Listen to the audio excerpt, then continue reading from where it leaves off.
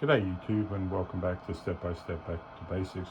Today I thought I might do a quick tour of my workbench and all the tools that I use when I build my DIY batteries and power supplies, and I learn about solar energy, solar panels, and my journey with these tools over the past 2 years.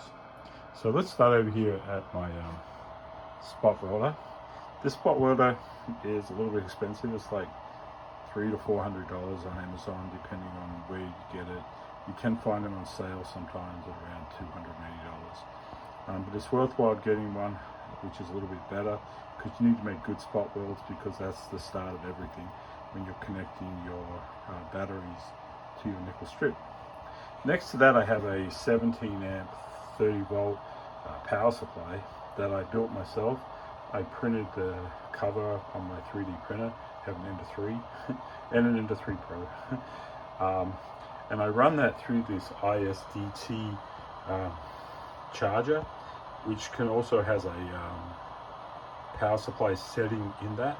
I used to have the 30 volt 10 amp ones you buy on Amazon, but I burnt through like 3 of them in like 4 months, and they don't have a warranty more than 30 days, and they always seem to blow up after 30 days.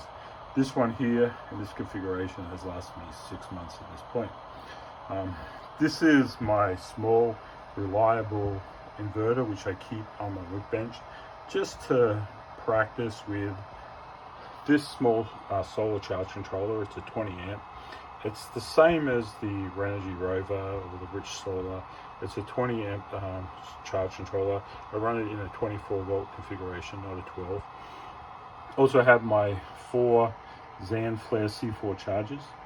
And up the top here, I have a really good 5-digit multimeter, which is something I really recommend you buy, because when you have to set and calibrate the ISDTs, you need at least 4 digits to be able to do it properly. And then we come across to my EBC A20 battery tester. This thing has been invaluable for me to learn about batteries, battery charge and discharge curves. It helps a lot with your understanding, and it also helps you to be able to design and run a better solar system and power supply. Of course, standard soldering iron, this one can go up to, I think it's 800 degrees. So yeah, you want to get a good one.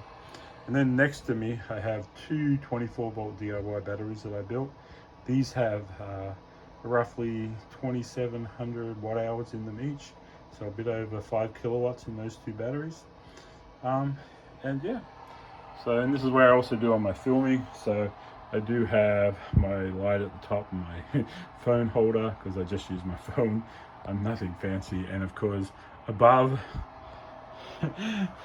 and below, millions of tools and meters upon meters of wire, nickel strip, and everything else. So this is where I've come to. I want to do reviews on a lot of these items moving up in the future.